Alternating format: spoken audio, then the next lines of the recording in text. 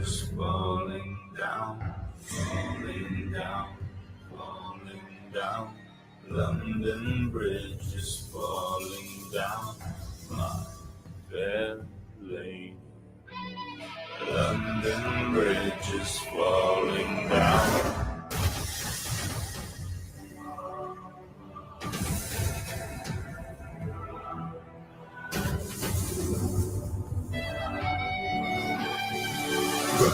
London Bridge is falling down, falling down, falling down.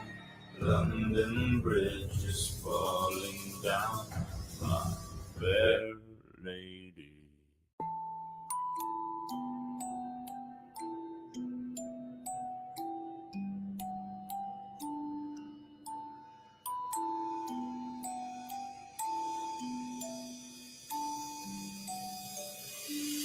London Bridge is falling down, falling down, falling down. London Bridge is falling down, my fair lady. London Bridge is falling down.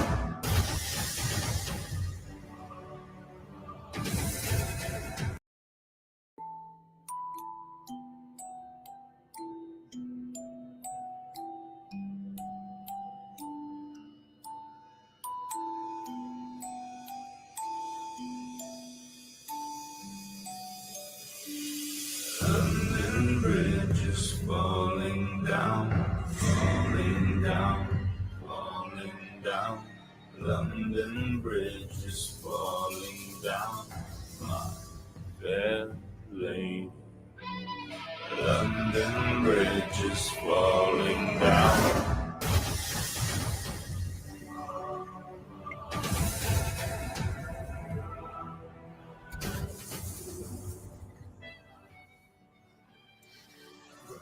How's it going, everybody? Doing all right, self, bro.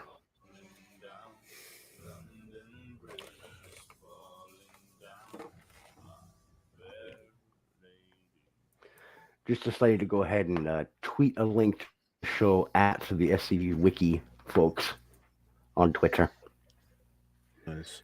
along with the other link droppages. It's one of the things like, I always forget to throw the link to till the last damn minute. I'm bad about it. Part of the problem is I've got like 16, 17. There we go. The good doctor. We say good is a very loose term in this instance, as it would be in any instance regarding the SCP Foundation. Indeed. You know, when we say the good doctor, we're talking about this fine fellow here.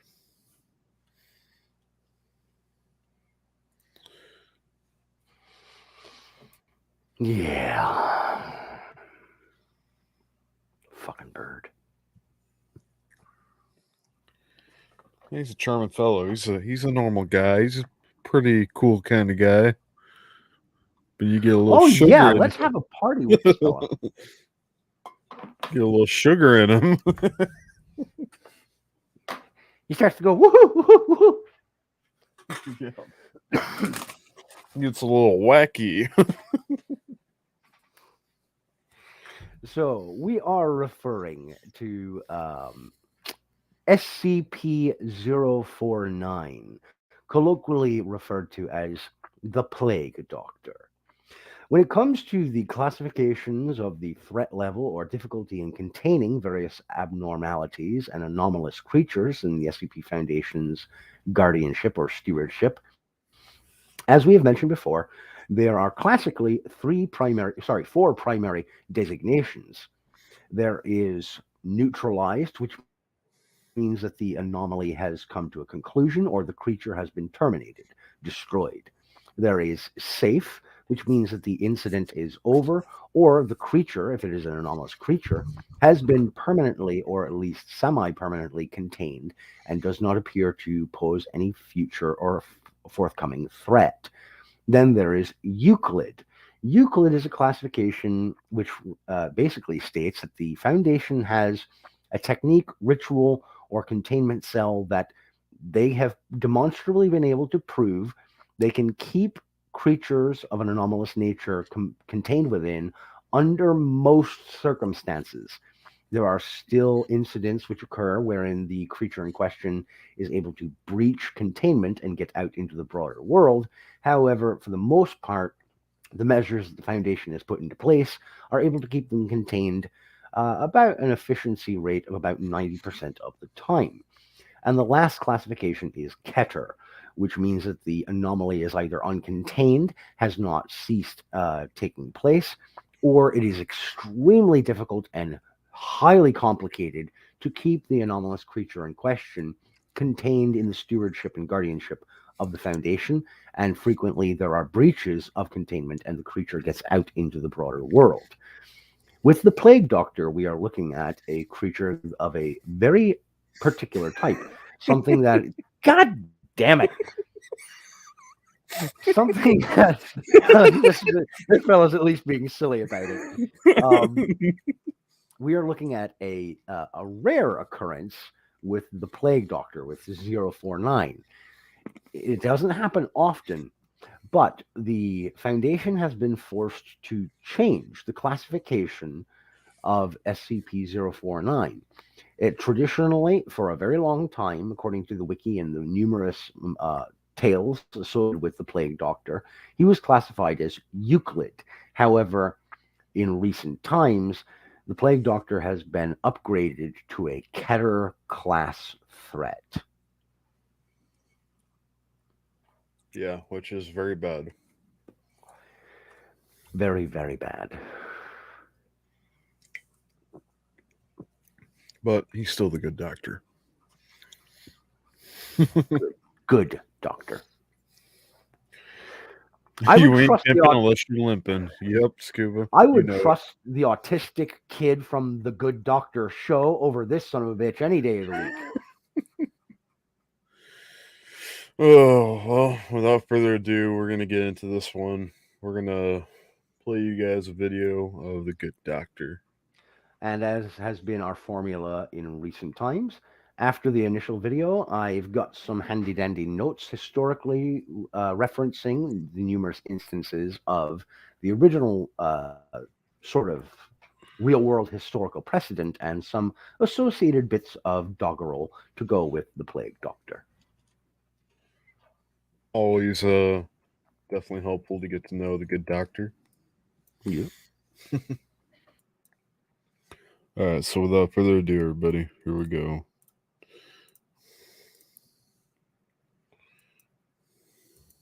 Negligence resulting.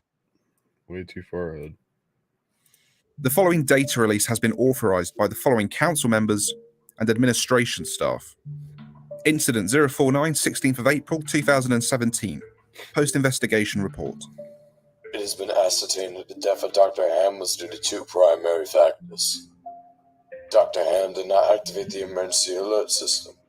Agent negligence resulting in his failure to monitor the exchange via CCTV. Had Agent monitoring the exchange as his standard protocol, it is certain that security teams would have been able to successfully intervene before SCP-049 killed Dr. Ham. Evidence from this investigation has been submitted to the appropriate party to be used in HM's court-martial hearing.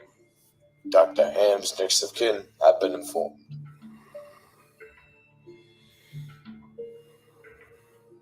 Description.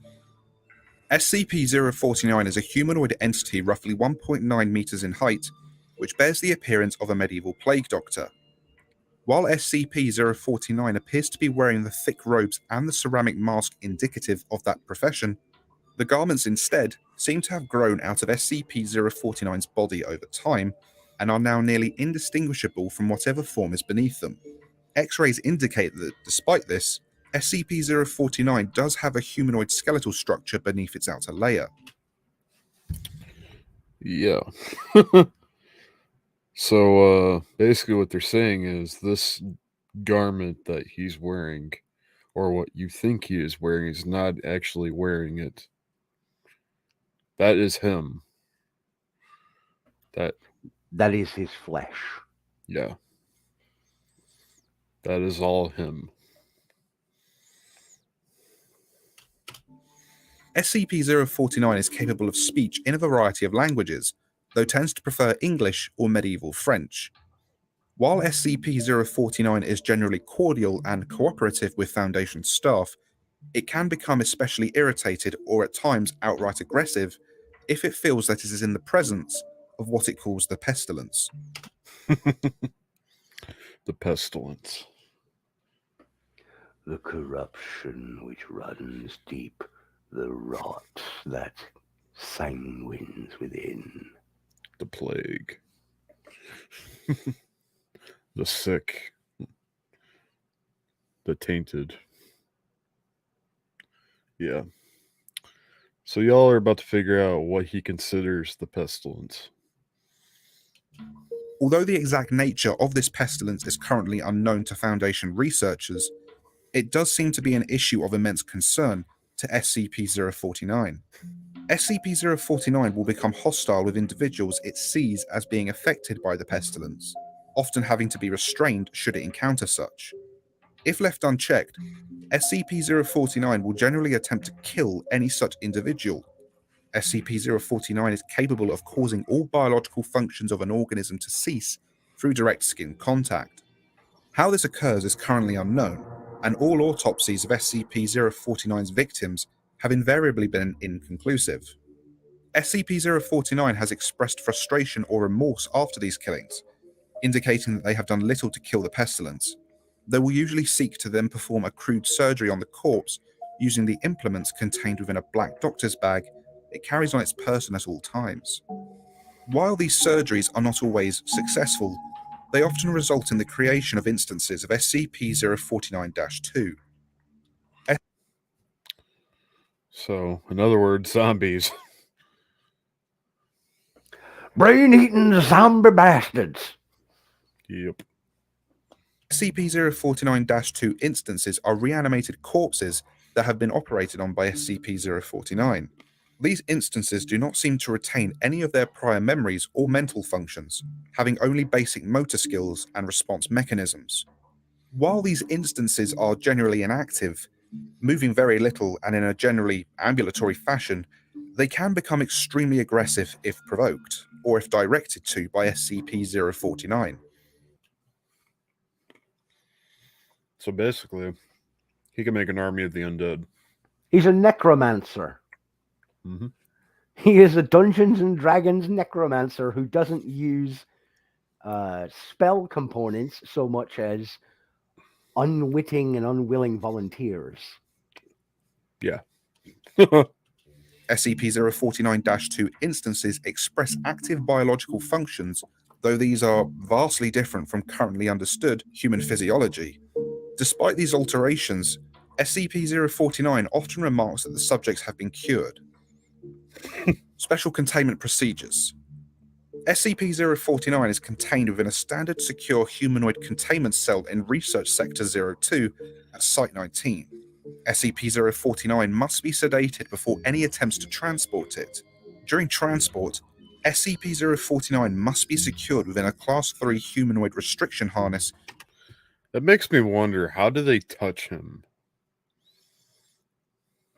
Well, bear in mind that they did clarify that it was direct skin-to-skin contact that causes Gotcha. life function to cease in a victim. So I imagine they have protective gear, like a hazmat suit, that they would have to wear in order to make contact with him. I wonder what they do with the restraints after transportation. Burn him! Anyway. I would imagine some sort of disposal. Yeah, kill it with fire. Yeah. Were you going to say something? No, that was all for now. Okay. There are including a locking. I will note there are a number of elements to the file here that I can already see where many of Many historical elements were used to construct the mythos behind 049, and we'll touch upon that in a short bit. Gotcha. In collar and extension restraints, and monitored by no fewer than 2 armed guards.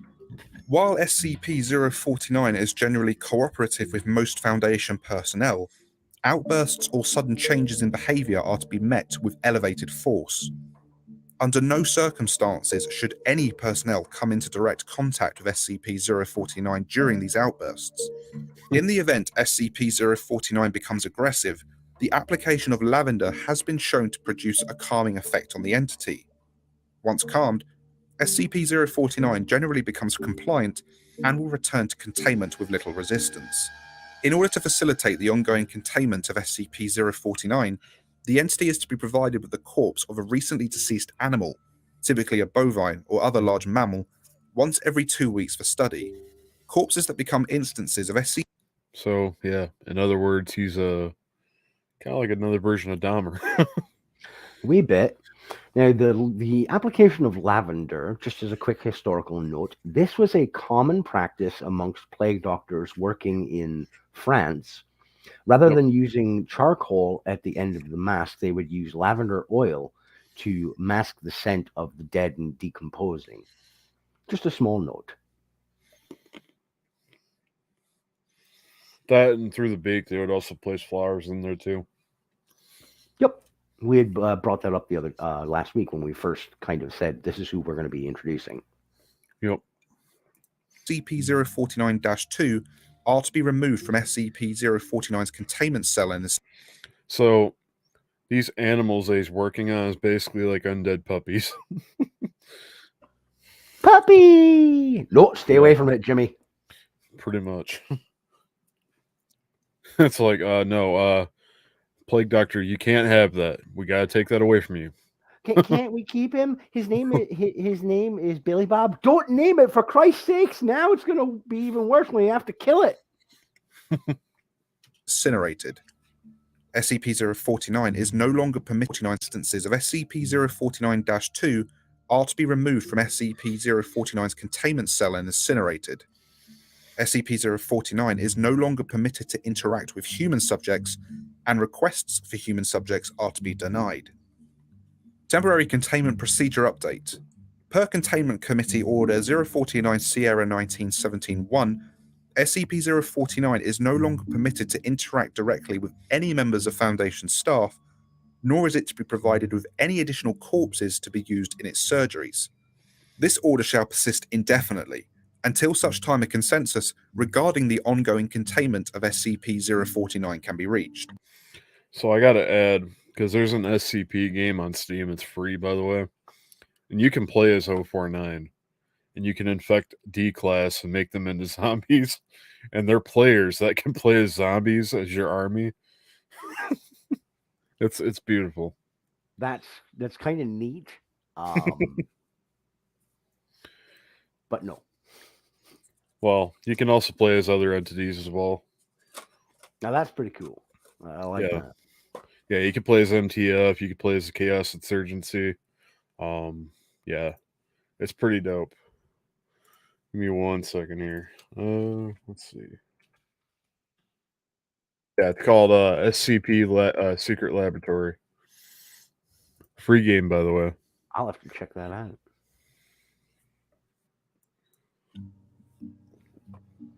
Addendum 049-1. Discovery. SCP-049 was discovered during the investigation of a series of unknown disappearances in the town in southern France. During a raid on a local home, investigators found several instances of SCP-049-2, as well as SCP-049. While in other words, they raided a building. It was full of zombies, and they had to disperse of them. So, yeah. The folks at Umbrella Corporation would be proud. Oh, they would be very, very proud of the Plague Doctor. Very proud. law enforcement personnel engaged the hostile 049-2 instances, SCP-049 was noted as watching the engagement and taking notes in its journal. Oh my god. So he's just sitting here watching and studying. Yep, How just can I like, make them more impenetrable? right, like, okay, so should I use get flak jacket for undead horde? Let's see, ceramic Armored plate? helmets. Right, should we do ceramic? Can your bullets get through ceramic plate? They can. Ah, fuck. All right, well, special order for that bitch. There's actually another video, which that's going to be another whole topic that we're going to get into as far as SCP goes. If you remember, I brought up When Day Breaks. I don't know if you remember, but it was called When Day Breaks. It's another entity. I don't recall. I think you've mentioned it before, though. I've got to check that out. Basically, when the sun went bad and made basically people turn into like blobs. Like basically your skin like starts to melt and you become this horrific like blob Okay, monster. right. Yep. Okay, I do remember you bringing that up and going over that briefly. Reading how he can be more creepy, pretty much. But anyhow, there's another illustration of SCP with 049 and When Day Breaks. And he makes like these tank like zombies that are much more reinforced, like they're hulking zombies. Yeah, when I'm looking at my notes here, my goodness gracious, they cribbed a lot from history, and we're going to get into some fascinating and disturbing stuff Right, but regarding I real mean, world history. like he's made some like gargantuan zombies as opposed to his normal make. Like dreadnoughts. Yeah, pretty much. Okay. Like they're muscular, harder to kill, and they're made with more like basically like a combination of other bodies. Yeah. Yeah. Well, we'll get into that. After all of the 049-2 instances were dispatched, SCP-049 willingly entered Foundation I said tank, Libby, not taint. I would hope not. I would hope not. custody. The following interview was conducted by Dr. Raymond Ham during the initial investigation. Interviewer Dr. Raymond Ham of Site 85, interviewee SCP-049. Alors, comment devrions-nous commencer une introduction? Is that French? Can we get a translator? The King's English. No need for translation, sir. I can speak it well enough. Good. My name is Dr. Raymond Ham, and I... a doctor. A like-minded individual, no doubt. Wherein is your speciality, sir? Cryptobiology. Why? A medical man, such as myself. Wonders abound. And here, I worried I had been abducted by common street thugs. This place, then, this is your laboratory. I had wondered, as clean as it is, and with such little trace of the pestilence here. The pestilence? What do you mean? The scourge. I love the voice acting in this. They did such a phenomenal job in here. I like the echo quality. Yeah, especially. I'm going to go with tank, lol. Yeah, I would hope so. The great dying. Come now. You know the... what is it they call it? No matter. The pestilence, yes. It abounds outside these walls, you know. So many have succumbed, and many more will continue to, until such time as a perfect cure can be developed. Fortunately, I am very close. It is my duty in life to rid the world of it, you see. The cure to end all cures. When you say the great dying, are you talking about the bubonic plague? I don't know what that is. I see. Right, well, the entities our agents encountered at the house, they were dead when you encountered them, yes? You reanimated them. In a manner of speaking, you see things too simply, Doctor. Expand your horizons. Life and death. sickness, and health. These are amateur terms for amateur physicians. There is only one ailment that exists in the world of men, and that is the pestilence, and nothing else. Make no mistake, they were very ill. All of them. You think you cured those people? Indeed. My cure is most effective. Oh, man. In other words, he said, yeah, you guys are all sick. Let me cure you, and turn them into zombies. Right. And when we get to the end of this run, I do have a hypothesis regarding what exactly the pestilence is, according to the good doctor. The things we recovered were not human. Yes, well, it is not a perfect cure, but that will come with time and further experimentation. I have spent a lifetime developing my methods, Dr. Ham, and will spend a lifetime more if necessary. Now, we have wasted too much time. There is work to do. I will require a laboratory of my own, one where I can continue my research unimpeded. And assistance, of course, though I can provide those on my own. In time. Oh, I don't think our organization would be willing to... Nonsense. We are all men of science. Fetch your coat and show me to my quarters, Doctor.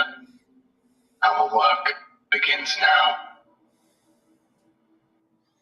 Interviewer's notes. While SCP-049 is capable of communicating in a very human way, there is a strange sense of unease that one experiences when in its presence.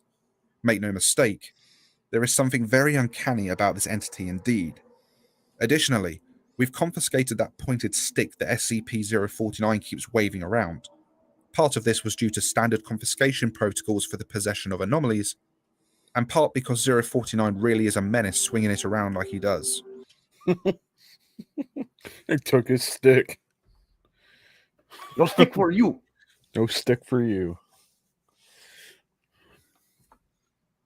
But the crazy thing is, like in SCP-049, aka the Plague Doctor, in his mind, he truly thinks he is curing people. Oh, yes. Yes, he certainly is in his fashion. Yeah, like in his own mind, he truly believes that you are sick and he can help you. But by helping you, well, I don't entirely know what he does to you, but all I know is it's not good. It's a very permanent cure. Yeah, very permanent. I would assume some lobotomy would be involved. But, just a wee bit. Yeah. All right, here we go. The entity was displeased at first, but after we made some concessions in providing it with test subjects, which are admittedly more for the benefit of our own research, it warmed up to the idea. Addendum 049. Let the entity do the research. And 2. Observation log. While in containment at Site 19, SCP-049 has spent a considerable amount of time studying and performing surgery on the various mammalian corpses it has been provided. SCP-049 will routinely spend several days performing surgery, and then, regardless of whether or not the corpse becomes an instance of SCP-049-2, spending several more days documenting its findings in a thick leather journal stored within its doctor's bag. SCP-049 will often seek to share its finding with members of Foundation staff. The following is a log of several occasions during which SCP-049 was observed operating on a mammalian corpse. Observational log 049 Oscar Lima 1 summary. Subject: SCP-049. Preface: a test subject, D85123, was introduced into SCP-049's containment cell. In other words, D-Class. They just gave him a person. You go, hey, you there. Yeah, you're going to die today. Pretty much. The entity expressed sincere gratitude towards all members of the containment and research staff. Observation notes. SCP-049 began by asking D85123 several standard medical questions, as it began removing tools from its bag. Shortly after finishing its preparations, SCP-049 quickly closed the distance between the two, killing the subject with a touch to its throat. Afterwards, SCP-049 made a number of considerable alterations to the basic structure of the subject's corpse, often introducing fluids from within its bag into the subject by way of a hand-powered pump and copper tubing. Yeah. Most likely unidentified fluids. The resulting 049-2 instance became animated, flailing and grasping at the walls of the chamber with a number of manufactured limbs while moaning out of an oblong orifice now present in its sternum. During this time, SCP-049 was observed taking notes of the instance in its journal and remarking to the watching research staff about the efficiency of its cure. D. Libby says, so why do you think we see this guy in so many celebrity videos? Why are we always seeing this character in our world? I think Byron will get into that here in a little bit. In a short bit, yes, I will delve into some of that. Let's keep that question in mind, however. Indeed. Yeah, I'm going to star that just so that way we can get back to it. Security personnel entered the chamber to move SCP-049 back to containment and were attacked by the instance. The security team dispatched the 049-2 instance, and SCP-049 returned to containment with no resistance, stating that it was pleased with the results. Observational Log 049 Oscar Lima 2 Summary. Subject: SCP-049 Preface: SCP-049 was provided the corpse of a recently deceased goat. SCP-049 expressed gratitude at the provision. Observational notes. So, I'm going to say something really creepy. I had a kind of a dream about this in a way. No joke, of an animal being reanimated. And here we are today talking about SCP-049. I think his favorite movie would be Frankenweenie. Probably. SCP-049 operated on the goat corpse for several days, eventually resulting in an instance of SCP-049-2. SCP-049 expressed pleasure in this outcome, though admitted, the disease was still in its nascent stage, my veterinarian practice is rudimentary, but the patient responded well to the procedure. Observational Log 049 Oscar Lima 3 Summary. Subject: SCP-049 Preface: SCP-049 was provided the corpse of a recently deceased orangutan. SCP-049 expressed noted gratitude at the provision due to the similarities between the orangutan and common human physiology. Why would you give him a primate? Particularly one that has a zoological history of ripping people's faces off and eating them. Why would you do that? Yeah, let's I've got a grand idea. Let's give the good doctor something that can lope around and rip us apart limb from limb when it's a living thing. And then let's Ubermensch it up by making it a zombie. Could you imagine This a is how gorilla? you get the green hunt. This is how you get the green hunters from the very first Resident Evil on the PlayStation and Sega Saturn. Literally. Literally. Could you imagine a fucking gorilla, though? Dude, that'd be like zombie King Kong. Man. Observation notes. SCP-049 spent several days operating on the orangutan, reanimating it several times. However, SCP-049 appeared to be discontent with the results it experienced, returning to the creature 3 times after its initial reanimation for additional work. After it was unable to reanimate the corpse a 5th time, SCP-049 turned the corpse over to Foundation staff for incineration, stating, "I have learned so much from this, though I fear my early optimism was misplaced. I haven't yet come across such a stumbling block on my road to the cure. More subjects like this would do a great deal in advancing my research." Well, thank God for that. Thank God he wasn't able to, actually reanimate it. But if he did, though... Observational Log 049 Oscar Lima 7 full. Subject SCP-049 Preface.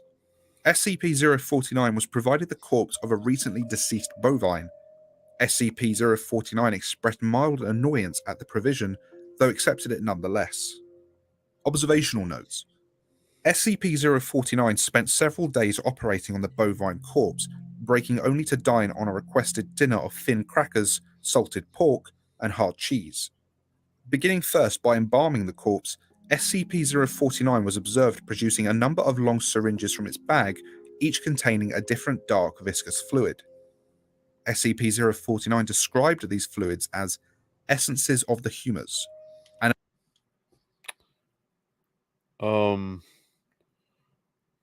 Essences of the humors, would that have to dive into like some of the mythos that you were talking about? Like, would that be a term? Yes, back during 16th and 17th century medical practices, humors was a term broadly used in the early days of endocrinological research.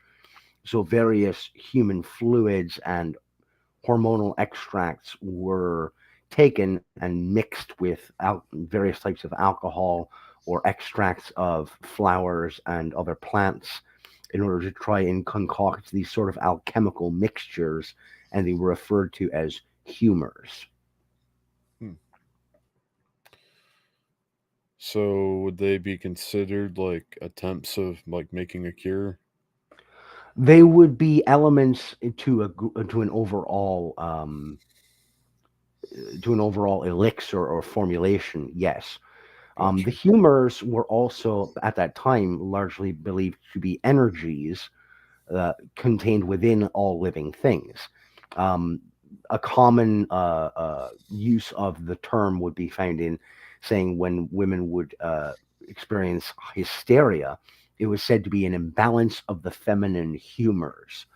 This was often utilized when women back in that time period were beginning to experience menopause.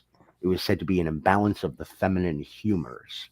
Just like with men, when they would grow older and begin to grow weaker physically, it was said to be a lack of male humors.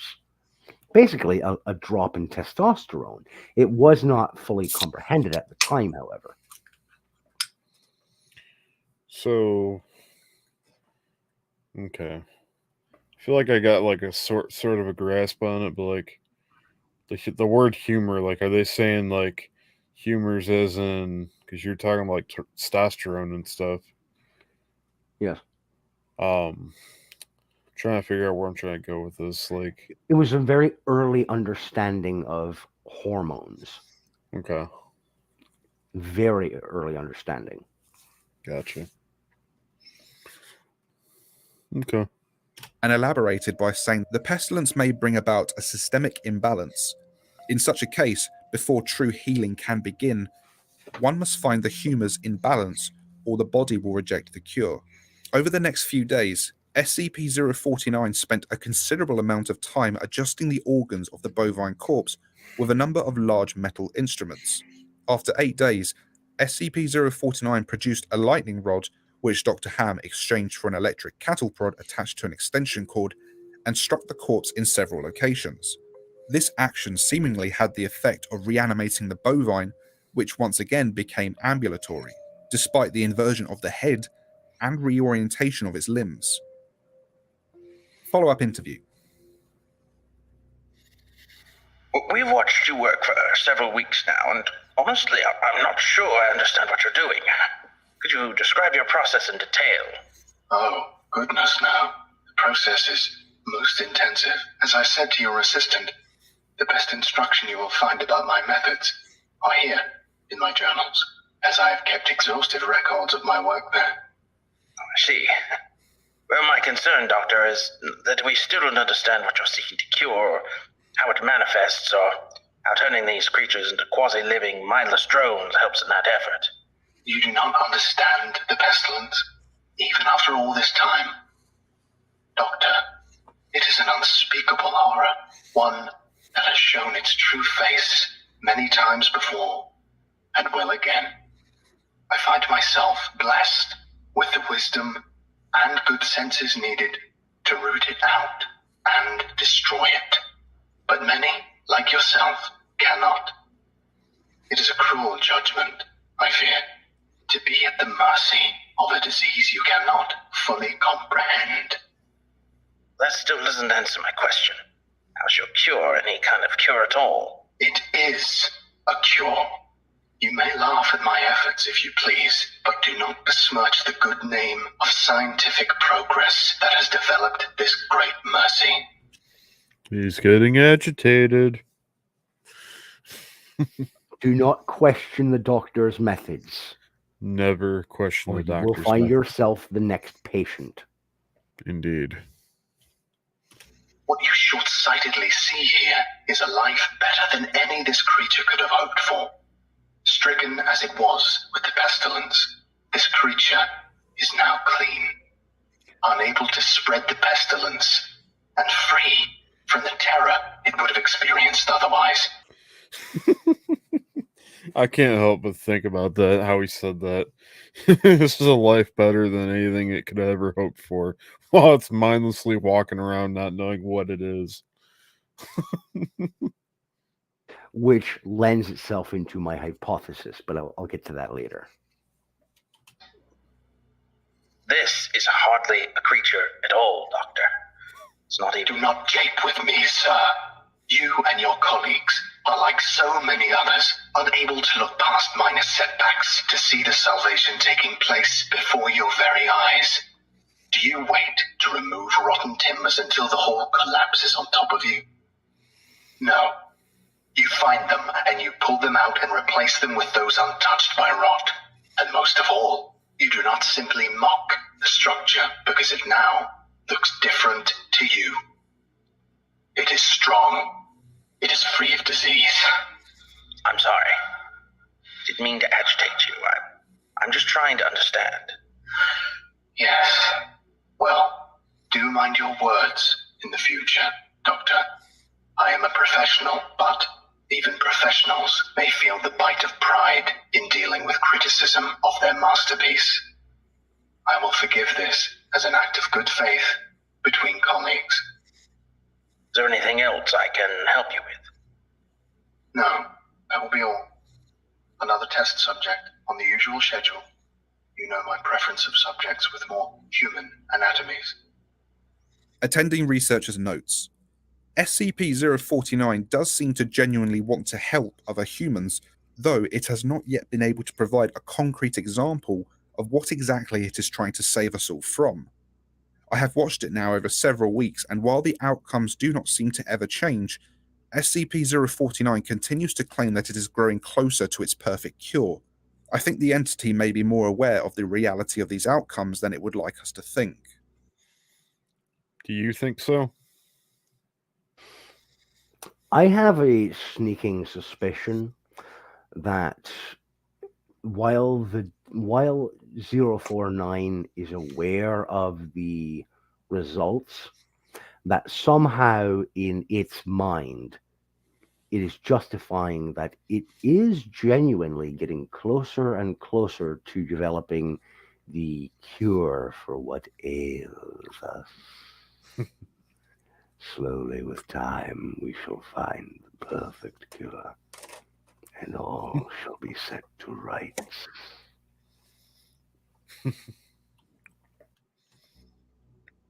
Addendum 0493, 16th of April 2017 incident. Starting shortly after SCP-049's initial containment, Dr. Ham conducted a number of interviews with the subject regarding its anomalous properties, and over time began to note its displeasure with its subjects and the SCP-049-2 instances. This continued for a period of several months, during which SCP-049 never exhibited any aggressive behaviors. On April 16, 2017, as Dr. Ham was entering SCP-049's test chamber to conduct another routine interview, the entity began to grow anxious and asked Dr. Ham if he was feeling well. Following protocol, Dr. Ham reminded SCP-049 that the interview was required, and after which the entity became hostile, and attacked Dr. Ham, killing him. Due to a lapse in security protocol and because Dr. Ham did not activate the in-chamber emergency system, Dr. Ham's corpse was not discovered until 3 hours later, by which point SCP-049 had converted it into an instance of SCP-049-2. In the aftermath of this incident, SCP-049 was interviewed by Dr. Sherman. Interviewer Dr. Sherman, Site 42. Interviewee SCP-049. I need you to explain yourself. Yeah, so in other words, the guy that just interviewed him, he turned into a zombie. SCP-049, you are being directed to explain your actions, and I will remind you that failure to cooperate will result in further restrictions during your containment. My actions do not need to be explained. You killed Raymond Ham, and then butchered him until he... Not dead. No, not dead. He is cured. Cured? Cured of what? Pestilence, sir. I had thought you, at least, would realize what luck it is. I detected it before. What pestilence? You keep going on and on about this pestilence, but you have not once been able to properly identify this disease. What could you have possibly seen in him today that you had not seen so many times before, that it would be worth his life? The pestilence presents and progresses in unforeseeable fashions, and has a queer way of creeping into the unprepared. And call it what you want, Doctor. It was a mercy I did to him. He is cured. He is a vegetable. I would not expect you to understand. You and your ilk have proven time and time again not to be men of science, but men of emotion. You cannot appreciate the horrors I've seen. Those many millions who have succumbed to the pestilence and been changed. Your cure cost Ray his life. No, good. Yeah. He definitely helped him. What's up, Kay? How are you doing? Were you going to say something, Byron? No, I was just saying hi to Kay. Okay. Oh, here we go. Sir, I have saved it. You would allow this world to slip back into the despair of disease and death, ignoring that I have created a miracle. And what disease? What pestilence? He was a healthy man. He was a good doctor. I'm offering it freely to the afflicted. You are not worth this argument, sir. You are short-sighted and foolish. Dr. Ham was sick, and I cured him. I am the only one who can do this. My work must continue. There is still so much to learn, so much. I've had enough of this. Consider your allowances revoked. Even you. Welcome to containment 049. Might be saved. We're done here. I can save them all. I can cast down this plague once and for all. I can do this. Only me. I saved him. Dr. Ham. I cured him. He was sick. I know he was sick. I know he was. And you are all sick, but I can save you. I can save all of you because I am the cure. Addendum 0494, Post-Incident Report Interview. The following interview is an excerpt from the 16th of April 2017 049 Incident Report. The interview was conducted by Dr. Elijah Itkin and took place 3 weeks after the start of the initial investigation. Interviewer Dr. Elijah Itkin, interviewee SCP-049. SCP-049? Yeah. I would say he was pretty upset. How about you? He was clearly unnerved, and again, I don't want to elaborate yet on my hypothesis, but the more we delve into this, the more certain I am of my hypothesis. Gotcha. Can't wait to hear it. We are conducting this interview to close out our investigation of your actions taken on April 16th that resulted in the death of a staff member. Do you have any comments to make? Only that I look forward to the day when you will allow me to resume my work. I have spent the last few weeks compiling my notes and constructing a new theory for how the pestilence was able to infect someone in such an insidious manner that I nearly couldn't detect it. Have you experienced any remorse for your actions? For the death of Dr. Ham? Ah, yes. Well, the death of a colleague is always regrettable. But in the face of the pestilence, we must be swift, Doctor, and act without hesitation. Dr. Sherman noted in his report that you seemed to be mournful during your initial interview. Mourn? Perhaps. I had not thought that. It is lamentable that a fellow doctor became infected, but the work continues. Regrettable as it was, Dr. Ham's death provided important insight.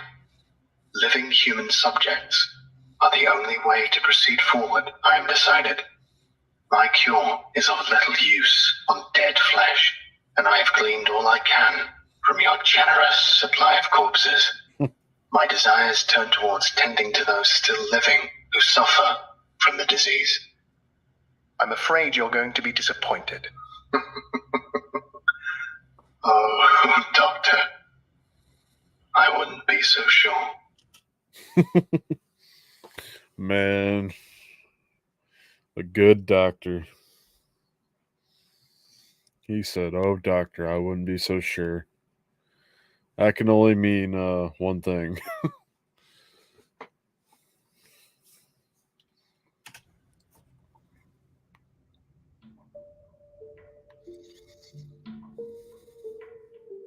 And so concludes SCP-049, the Plague Doctor. I hope you've enjoyed this video. There we go. The Plague Doctor. Indeed, not so good doctor. No. There's our buddy. Fucking bird-faced prick. I do. You know, the folks at Konami certainly do owe a certain amount of thanks to the design of the Plague Doctor's bird-like mask, because Pyramid Head, if you look at the basic general structure of the mask helmet, It's like a beak. Yep, it is like a beak. It's very much in the same fashion. So just a little bit of pop culture video game tie-in there. If anyone doesn't know who Pyramid Head is, I can quickly share real quick. By all means. Another really cool character. A creature that first appeared in Silent Hill 2. Created and programmed and produced by Konami of Japan.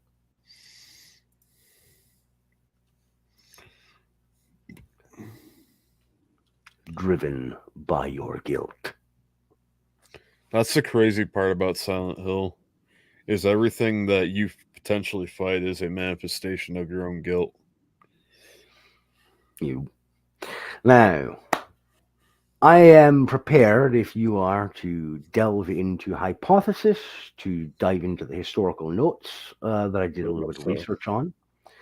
So my hypothesis with regards to what the pestilence is, it is emotion itself.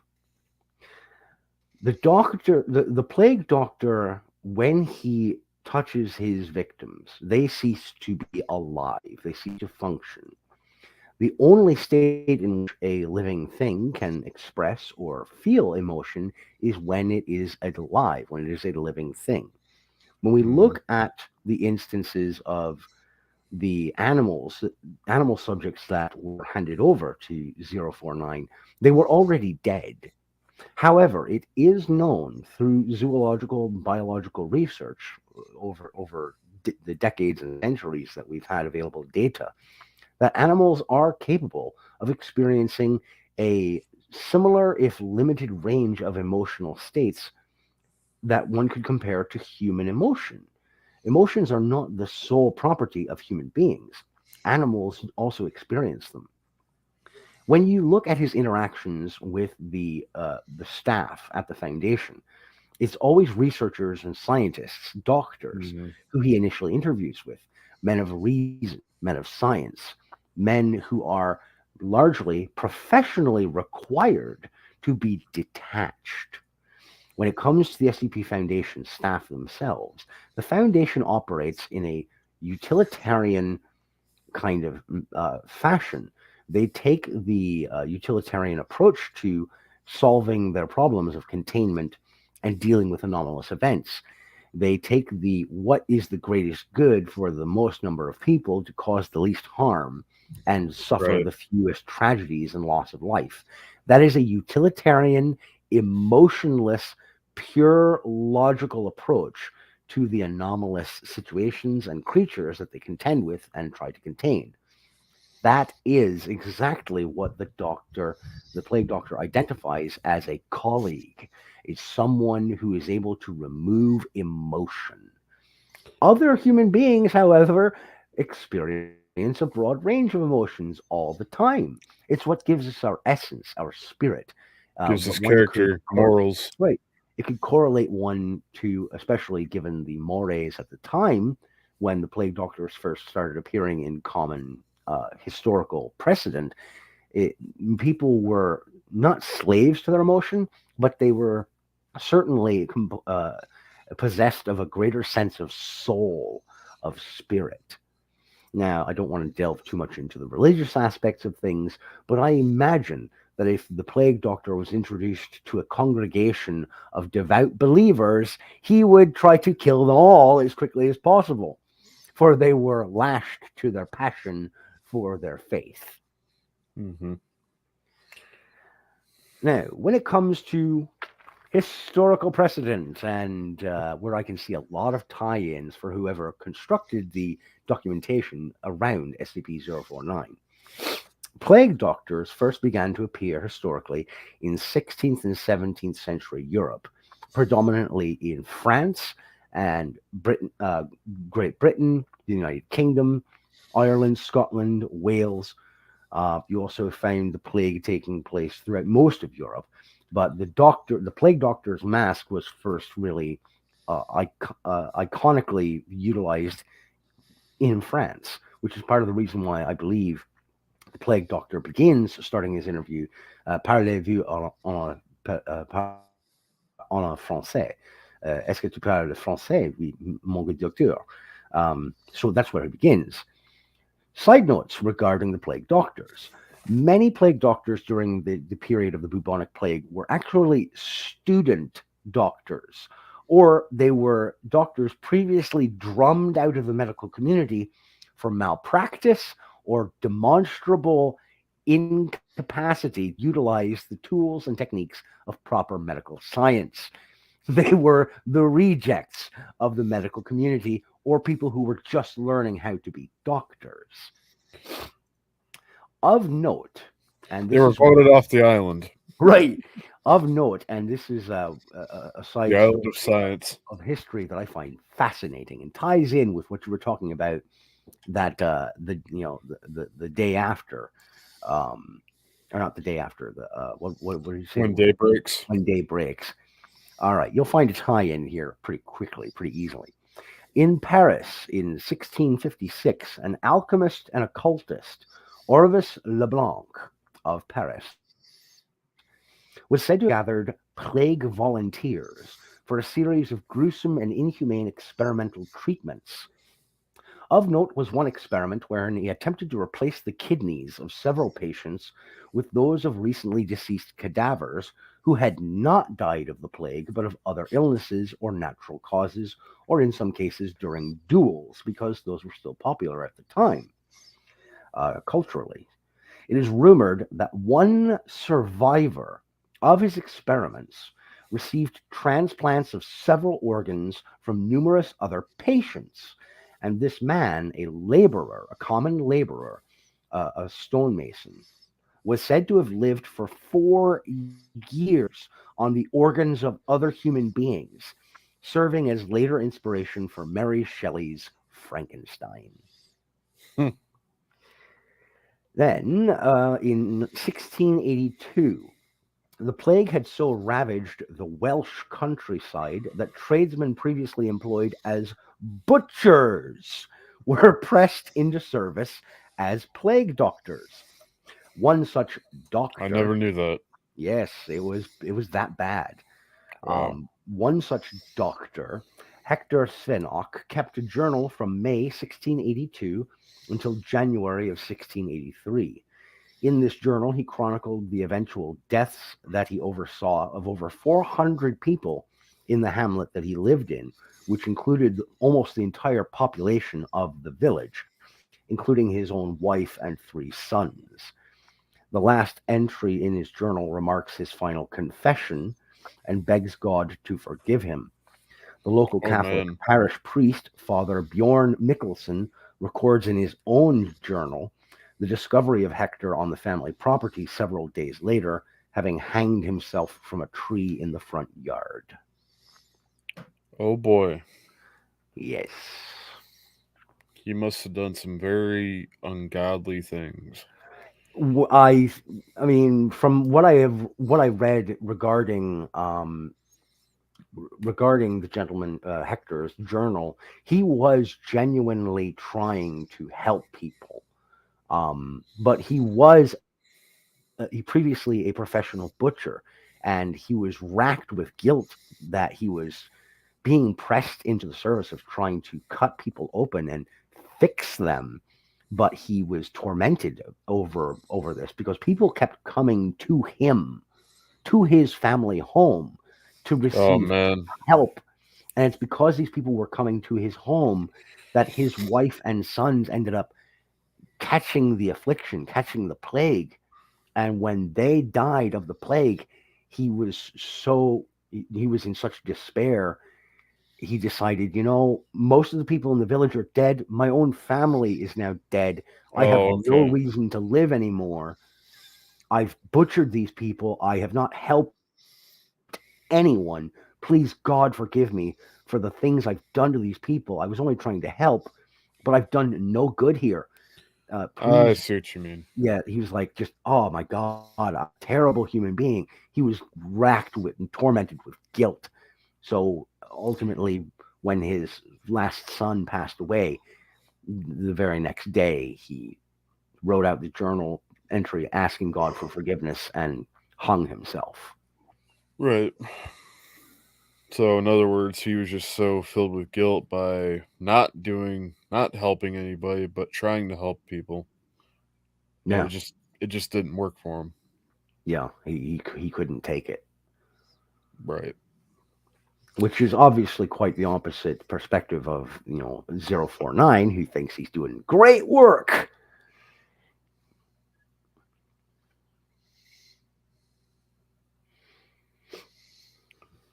Yeah.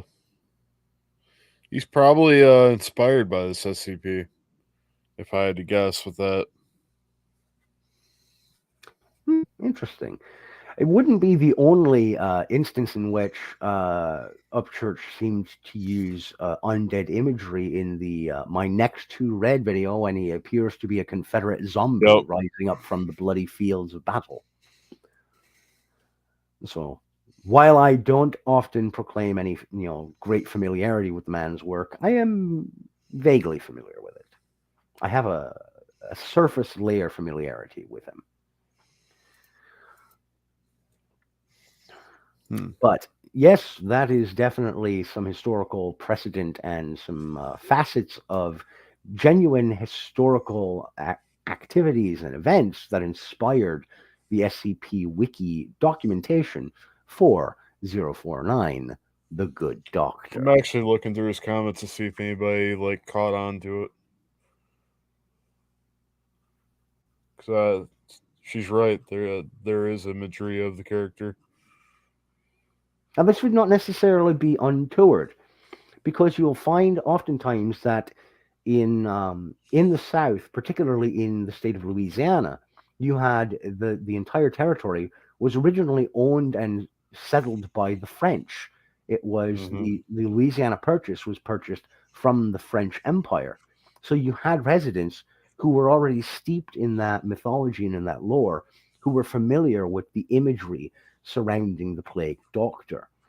We also then have a tie-in to Haitian or Vodun imagery.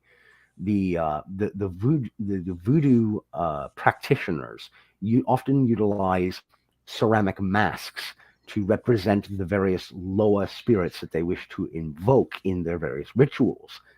And in the early 19th century, one of the most popular masks that was donned by party goers and revelers in New Orleans was the Plague Doctor mask. It became an icon. Kind of reminds me of Sam B from Dead Island. Who do you voodoo? That's the name of his song. Nice. Yep. We also he was a one-hit wonder rapper in Dead Island. Sorry about that.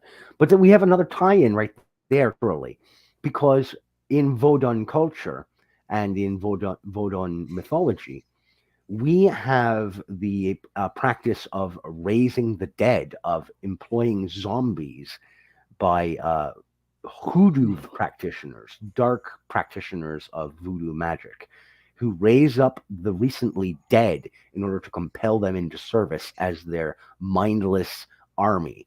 You have that cultural practice or mythology tied into the SCP-049-2 instances, and you have a direct tie in between that mythology and this mythology. Yeah, basically making full-on like zombies, right? Like more like Frankenstein zombies. I don't know if they were actually like infectious.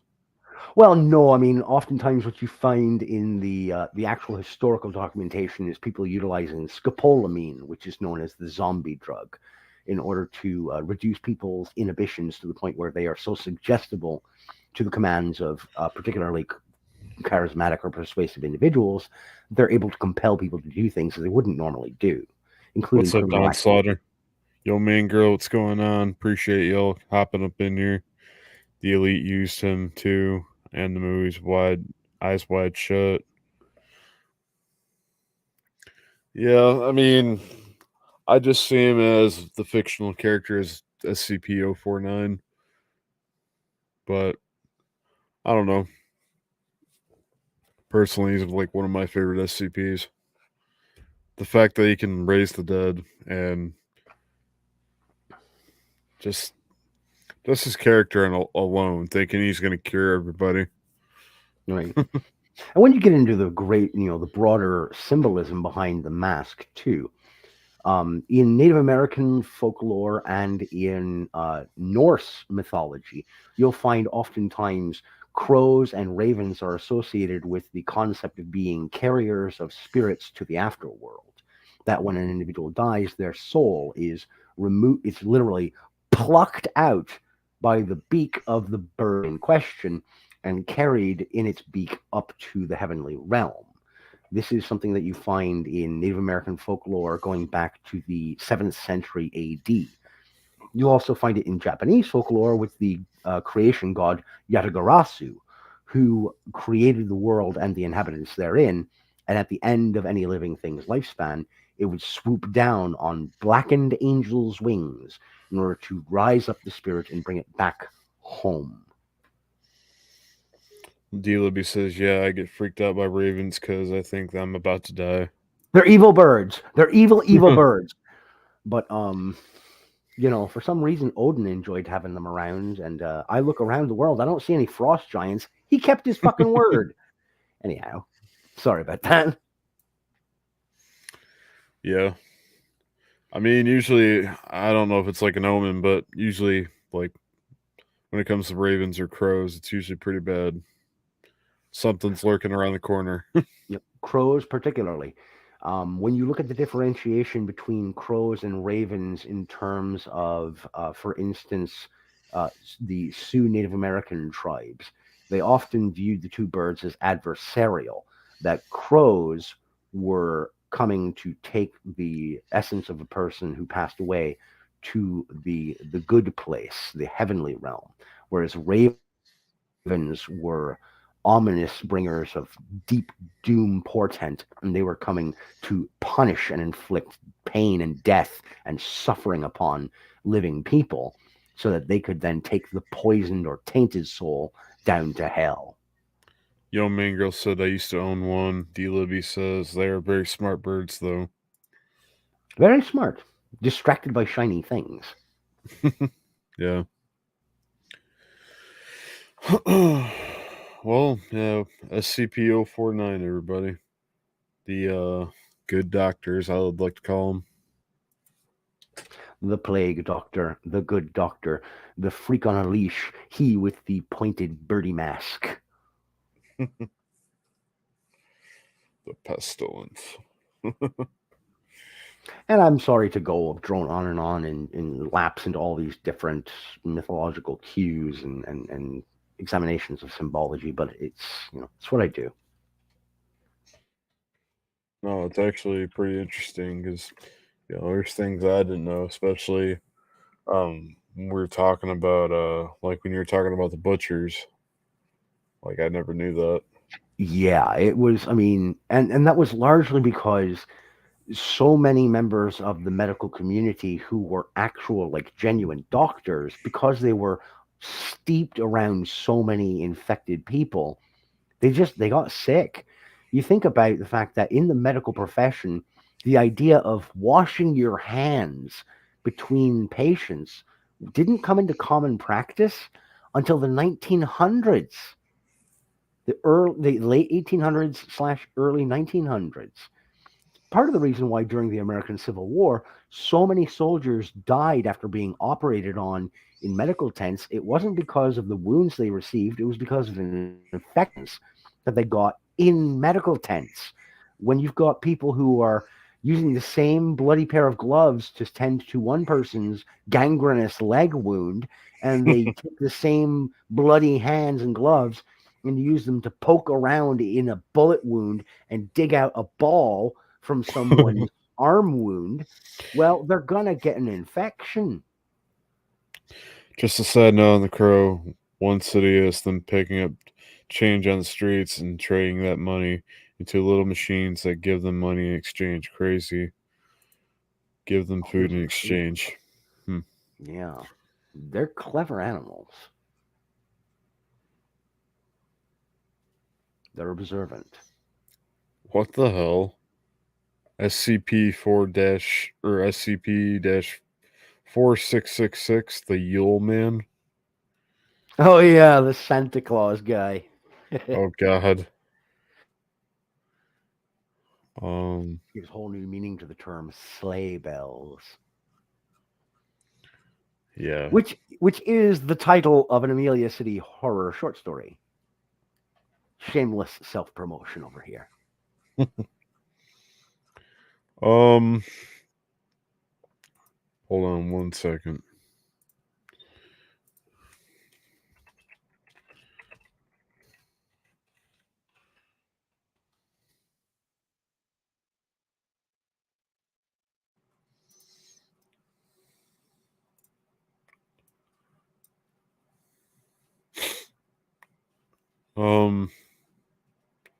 Okay.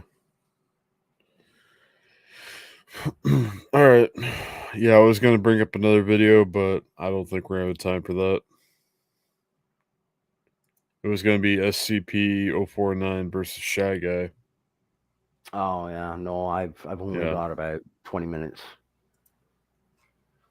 Right.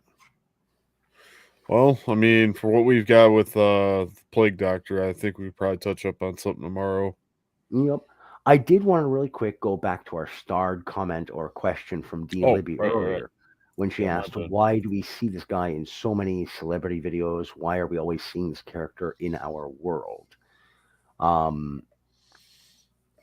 A big part of the reason is because we have such long-standing precedent for this image, this character to appear in our popular culture.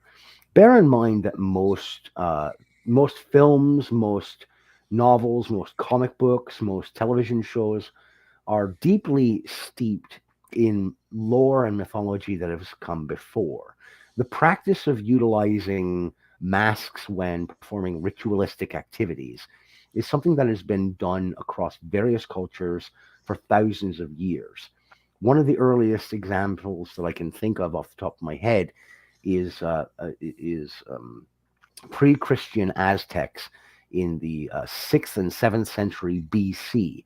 Their medicine men oftentimes utilized bronzed or wooden carved masks in order to perform ritual dances and ceremonies and songs to try and invite better weather, to encourage a great harvest or a crop from the gods, to beseech favor from the elements of the world that they did not understand.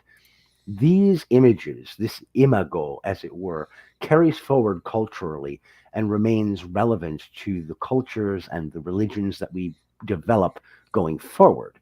Every cultural tradition has its roots or takes inspiration from those cultural practices that came before. It's why humanity is an ongoing project and why we continue to evolve not only physiologically, but intellectually and behaviorally as well. Calling back to these prior images from our history allows us to not only try to consider how we continue to pay homage to the practices and cultures that came before that were of a positive and beneficial note to us as a society, but to try and figure out what exactly can we tie into this imagery or to this cultural practice that we can adjust and make beneficial to us moving forward as well. There are also key archetypal elements that are associated with the plague doctor. As I mentioned a little bit before, we've got this bird-shaped mask that can be tied into Vodun culture, that can be tied into Native American culture and history and their mythology. When you have a powerful mythos that invokes certain imagery and certain symbology that carries a deep, personally effective meaning to us, it is largely hypothesized by many psychoanalysts as well as mythologists and historians that there is something referred to by Carl Jung as the collective subconscious. The collective subconscious is a storage of all human experience throughout history. This collective subconscious is a miasmic oral kind of database of mental imagery, thoughts, concepts, and ideas that we promote and move forward, grow forward throughout history, and that each and every one of us as human beings share a sliver of access to.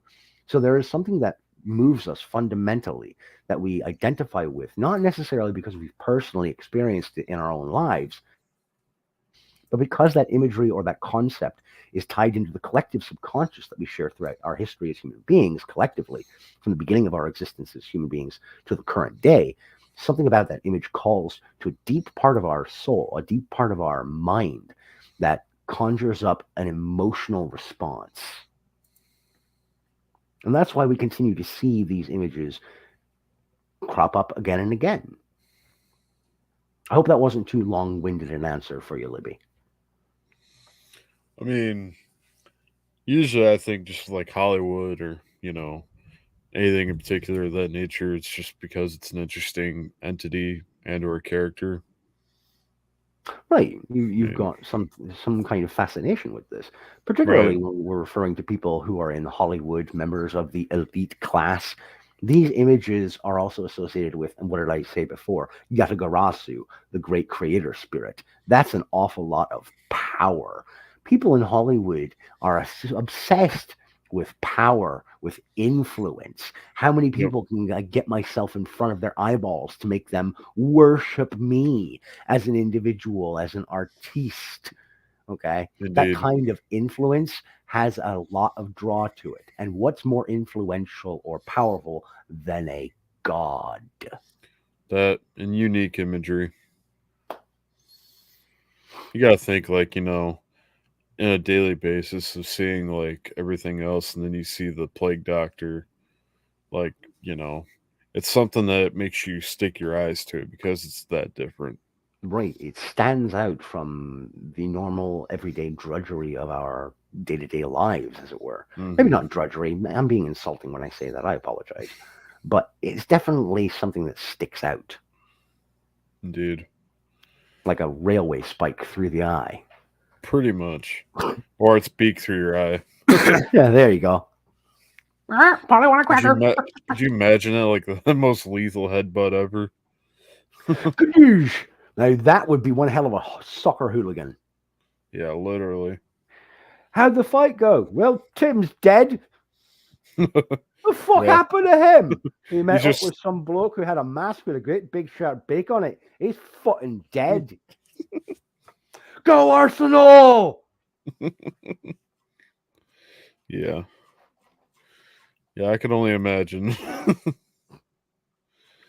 Be the shortest goddamn soccer pitch we ever saw. Indeed.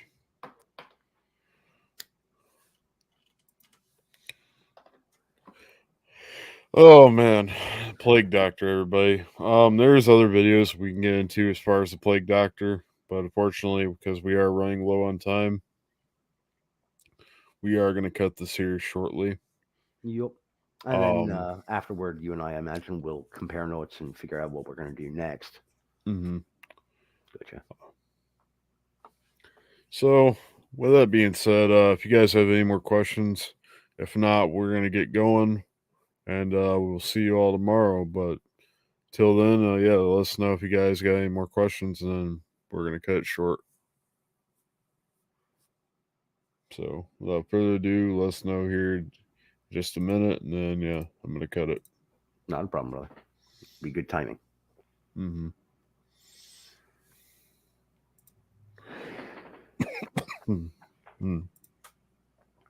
Just a quick aside, too.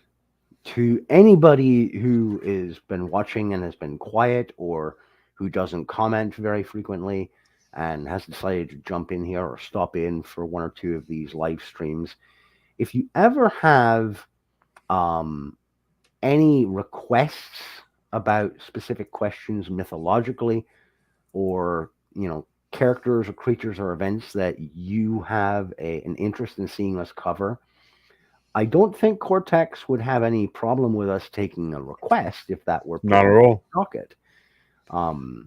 We try to be pretty flexible when it comes to that sort of thing. We've just been kind of shooting from the hip to get this whole series started.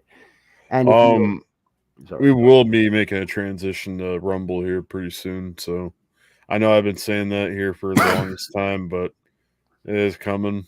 I just have been trying to figure out how to do the transition over there, content wise, not so much doing it. Okay, so it's not like the technical end of things. No. Okay. Well, kind of. I mean, just for the content of pushing it from my YouTube to over there, because some of my videos are fucking long. Right. So figuring out how best to transfer the data. Yeah. Gotcha. And the more and more I'm thinking about it, I'm just kind of well, I mean, I could probably redo some playthroughs. Not that I really want to, but a lot of this stuff we're doing right now, I mean, we don't really do them very long. They're probably 2 to 3 hours at most, maybe even 2 hours. Yeah, right around. We tend to range between an hour and a half to 2 hours. So those I'm not too worried about. But right, but you get some really extended gameplay ones on there, 4 to 5 hours I've seen. Yeah. Yep. Those might be a bit more challenging to get shifted over. Indeed. I mean, I could probably do that, yeah. But I mean, for sure, when it comes down to YouTube and Rumble, I think I'm just gonna be straight up Rumble afterward. Which is understandable. Now, for those of you who are not aware, in order to view Rumble videos or live streams, you do have to create an account on Rumble. It is one of the shortcomings of the site thus far. YouTube, for time out of mind, has had the ability to have people just hop on and watch with a guest account or not signing in. But I would seriously recommend that if you have an interest in allowing creators to continue to have the freedom of creative and artistic expression, that you support a platform that actually allows for that to happen. And the place to do that is no longer YouTube. It is Rumble or BitChute. I'm recommending Rumble, obviously, for live streaming. Because, and I mentioned this to you, Cortex, the other day on Discord, that there seems to be a bit of a kerfuffle with the disparity between Rumble videos that are standalone uploads versus live streams. And I finally did kind of get an answer in a Rumble Discord that I belong to. It's not that there's anything being done to suppress standalone videos on Rumble. However, their algorithm, their own algorithm or programming, promotes live streams on Rumble far more than it promotes standalone uploads, at a rate of approximately 15-1. Oh, wow. Yes. So in other words, Rumble pushes live streams way more than they do standalone uploads. So let me ask you this then. Like, let's say I do a playthrough of a game, right? Yeah. Would they keep the recording of that said playthrough? Like if I did it live? Yes, as long as you were doing it live. And that's the thing is, finished recorded streams are still on your channel. It's then a video on your channel, but it continues to be promoted and pushed in the same algorithm as a live stream because it was initially live streamed. Gotcha. Well, that being the case, give me a second here. Mm-hmm.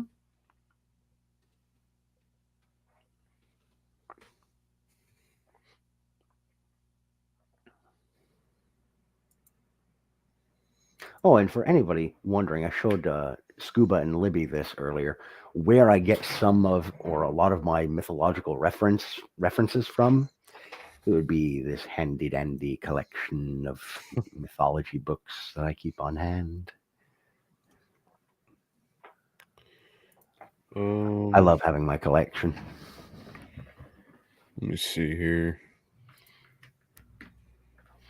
And you would not believe how frequently I end up thumbing through these things just for quick references when an idea sparks in my head.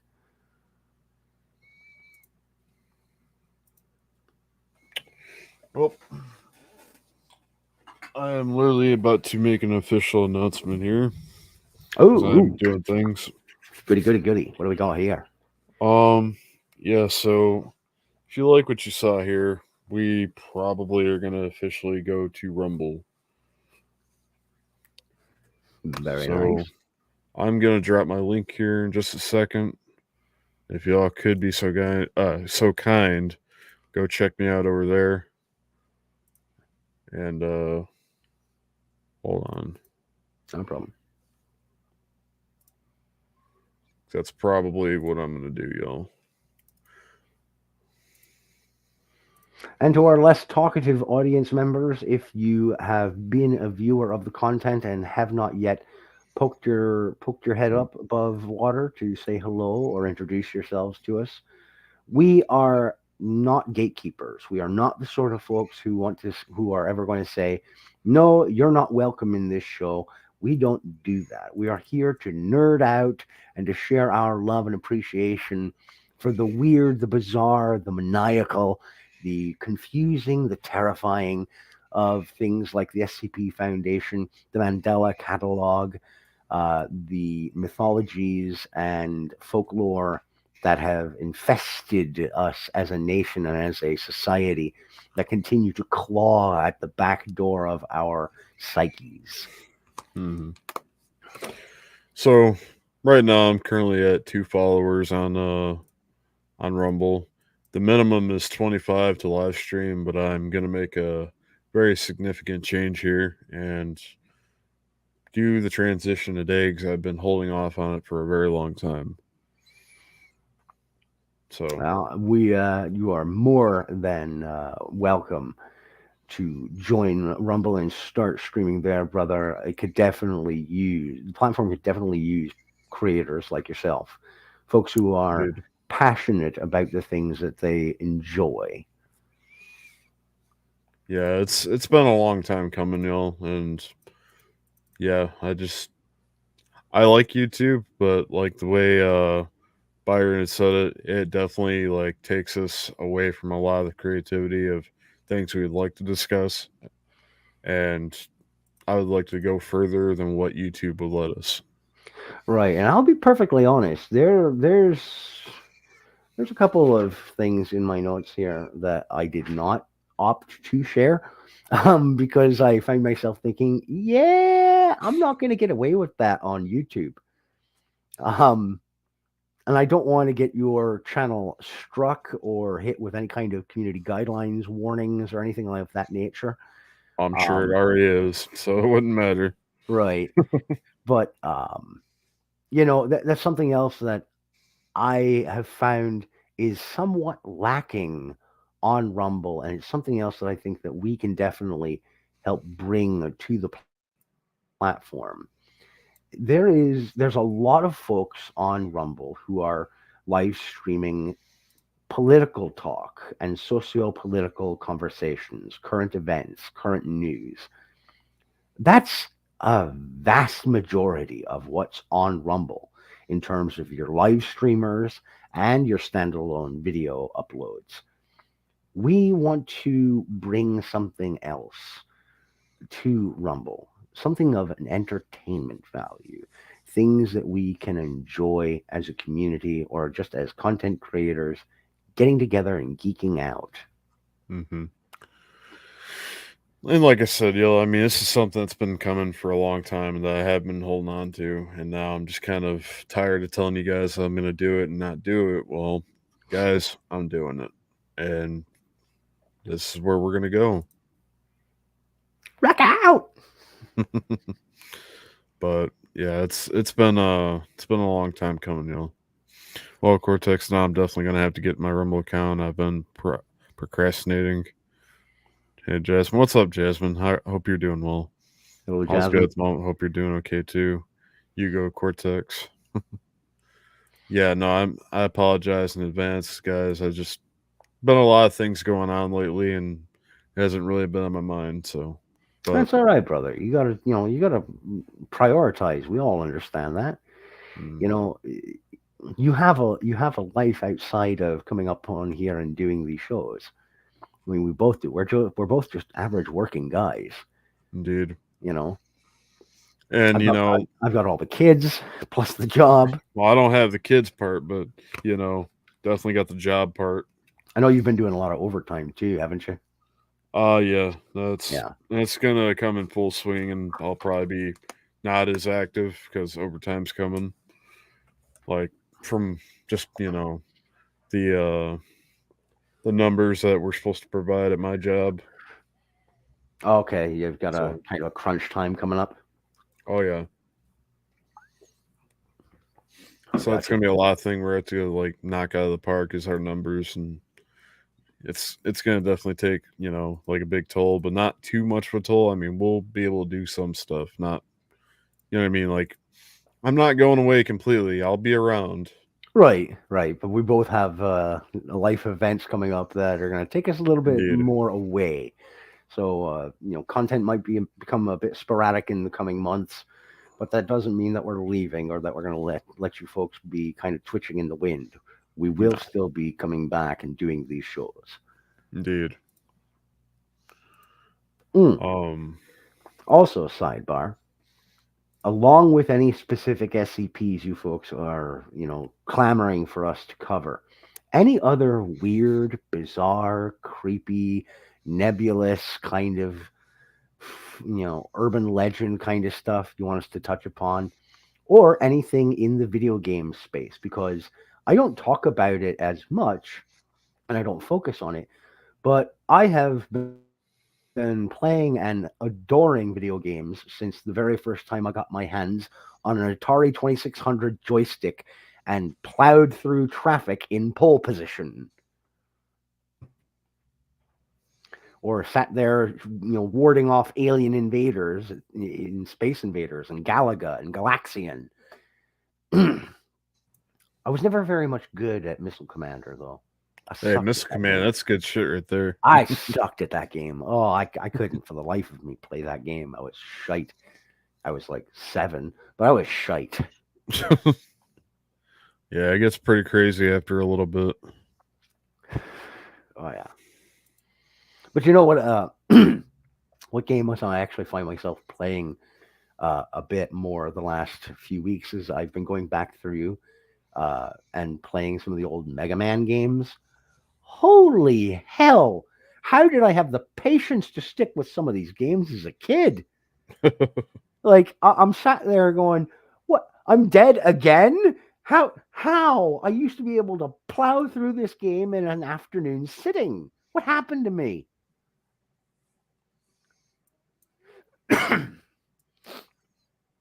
I'll tell you what happened to me. I got spoiled on recharging health and extra shields, and plus I play a lot of role-playing games, RPGs, where you can grind and just build the power of your characters and your party. Yeah. So without further ado, guys, I think we're gonna end it there on that note. Deep dive with Cortex and Byron. Smash that like, guys. Appreciate you, Jasmine. Thank you so much for stopping by and showing the love as you always do. Shout out to Jasmine, everybody, especially Scuba Sam. Definitely wonderful mods. And definitely D Libby here. Can't forget D Libby.